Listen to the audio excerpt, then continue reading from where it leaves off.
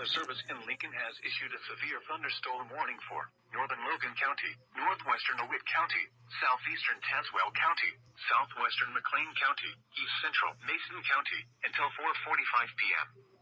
At 3:51 p.m., a severe thunderstorm was located over San Jose, or near Mason City, moving east at 65 miles per hour. Expected hazards include 60 miles per hour wind gusts and quarter-size hail. This is a radar-indicated threat.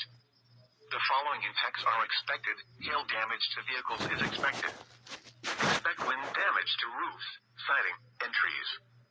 This severe thunderstorm will be near Emden and Hartsburg around 3:55 p.m. Atlanta and Armington around 4:05 p.m.